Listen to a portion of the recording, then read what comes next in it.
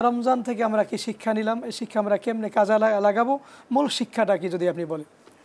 আলহামদুলিল্লাহিল্লাযী ওয়াহদা ওয়াসসালাতু ওয়াসসালামু আলা মান লা নাবিয়্যা বা'দা ওয়া আলাল মুখতার মিম্মান কানা আবদা। একটি চমৎকার সময় বা চমৎকার মাস আমরা প্রায় অতিবাহিতের দিকে। এই মাসটির ব্যাপারে রাসূলুল্লাহ সাল্লাল্লাহু আলাইহি ওয়াসাল্লাম বলেছেন, এটার আউয়ালুহু রাহমাতুন ওয়া আওসাতুহু মাগফিরাতুন ওয়া আখিরুহু ইতকুম মিনান নার। এটা দুটি দিক বিবেচনায় হতে পারে। একটি হলো প্রথম দশক, মধ্যের দশক, শেষ দশক, তিনটি দশক তিন ভাগে বিভক্ত। আবার এটাও হতে পারে যে প্রথমে আল্লাহ রাব্বুল আলামিন এই মাসকে কেন্দ্র করে রহমতের দ্বার উন্মুক্ত করেন, এরপরে মাগফিরাতের শুভ সূচনা করেন, ফাইনালি বান্দাকে নাজাত জান্নাতি ঘোষণা করেন।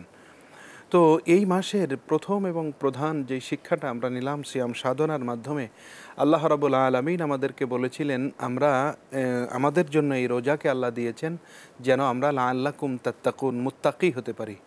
তাকওয়া অর্জনের যেই শিক্ষা আমরা সকালে সন্ধ্যায় সাহারিতে দিনের এই দীর্ঘ সময় দীর্ঘ জার্নিতে আমরা সমস্ত রকম আহার পানীয় পাপাচার কামাচার থেকে নিজেকে গুটিয়ে রাখলাম, একই সঙ্গে হালাল বৈধ স্ত্রীর সাথেও নির্জনবাস একান্ত থাকার যেই বিধান রয়েছে সেটাও আমরা নিজেকে সংযত করলাম রোজার তাগিদে।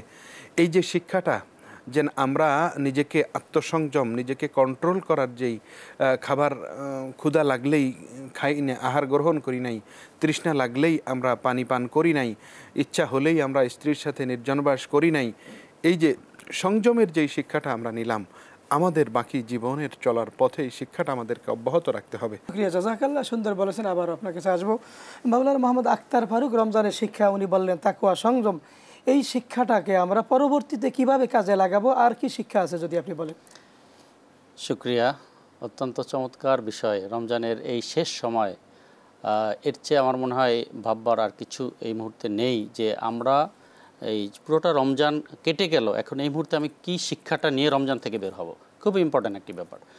তো ভাই বলেছেন যে তাকওয়া, এর সবচেয়ে গুরুত্বপূর্ণ জায়গা হচ্ছে তাকওয়া রমজানের শিক্ষার। কারণ সরাসরি আল্লাহ নিজেই যেহেতু এক্ষেত্রে ইঙ্গিত করেছেন বা সুস্পষ্ট করে দিয়েছেন যে তিনি কেন রোজাকে ফরজ করেছেন, যে কুতিবা আলাইকুমুস সিয়ামু কামা কুতিবা আলাল্লাযিনা মিন ক্বাবলিকুম লাআল্লাকুম তাত্তাকুন, যাতে তোমরা তাকওয়া অর্জন করতে পারো। তাহলে আমরা যারা তাকওয়া অর্জন করেছি তারা রমজানের শিক্ষাটাকে গ্রহণ করেছি, রমজানের যে মেসেজ আল্লাহ রাব্বুল আলামিন আমাদেরকে দিয়েছেন সেটিকে আমরা রিসিভ করেছি বাস্তবে। তাই তাহলে সেই তাকওয়াটা কিভাবে অর্জন করব? তাকওয়া মানে কি আসলে? তাকওয়া হচ্ছে বেঁচে থাকা, বিরত থাকা বা বেঁচে থাকা। আল ইজতিনাবু আনিল নাওয়াহি, গুনাহের কাছ থেকে বিরত থাকা। তো সেই ক্ষেত্রে আমি নিজেকে গুনাহের কাছ থেকে বিরত রাখতে পারলাম কিনা সেটি আমাকে এখন বিচার করার সময় এসেছে, যে আমি কতটা বিরত রাখতে পেরেছি। আর আমি ততটাই তাকওয়ার ক্ষেত্রে আমি কিন্তু পরবর্তী এক এক ধাপ করে আমরা এগিয়ে যেতে পেরেছি। তো তাকওয়া বলতে আসলে কি বুঝায়, আমাদের সেই জায়গাটা স্পষ্ট যদি না করি তাহলে কিন্তু হবে না। সেটি হচ্ছে আমি আল্লাহ রাব্বুল আলামিনের ভয় আমার নিজের ভেতরে জাগ্রত করব এবং সেই আল্লাহর ভয়ে গুনাহ থেকে বেঁচে থাকব। আমি কেউ দেখবে না কিন্তু আল্লাহ রাব্বুল আলামিন আমাকে দেখছেন, এই মানসিকতা যদি নিজের মধ্যে গ্রো করতে পারি তাহলে আমি মনে করি যে তাকওয়ার বিষয়টি এটি আল্লাহর পক্ষ থেকে যেটি চাওয়া হয়েছে সেটি মূলত সফল। আপনি যে বলছেন না ওই যে মানসিকতাটা কিন্তু রমজানে তো বেশি হয়। হ্যাঁ, রমজানের পরে কমে যায় কেন? হ্যাঁ, রমজানের পরে কমে যায়, আমাদের সেই সতর্কতাটা থাকে না। আর যেহেতু এক্ষেত্রে আল্লাহর পক্ষ থেকে রাসূল করিম সাল্লাল্লাহু আলাইহি ওয়াসাল্লাম বলেছেন যে রমজানে আল্লাহর রহমত থাকে, আর তাছাড়া এই সময় শয়তানগুলোকে শৃঙ্খলিত করে রাখা হয়, অতএব পাপাচার কামাচার এগুলো কমই হয়। কিন্তু যখন আবার রমজান চলে যায় আবার আমরা পাপের মধ্যে ডুবে যাই। কিন্তু আমাদেরকে এটা মাথায় রাখতে হবে, রমজানেরই একটা মাসের অনুশীলন যাতে পুরো বছর জুড়ে আমি লালিত করতে পারি সেই বিষয়টি আমাকে খেয়াল রাখতে হবে। আপনি খেয়াল করবেন যে রমজান মাসটি একটি ট্রেনিংয়ের মাস, প্রশিক্ষণের মাস। এই প্রশিক্ষণের মাসে আমরা দেখি যে পৃথিবীর বিভিন্ন কোম্পানিগুলা যখন কোনো প্রশিক্ষণের আয়োজন করে থাকে তাদের কর্মীদেরকে যাতে আরও বেশি ক্যাপাবল করে গড়ে তুলতে পারে, তখন তারা বিভিন্ন ধরনের সম্মানী বা তাদের একটা গিফট এটা কিন্তু দিয়ে থাকে।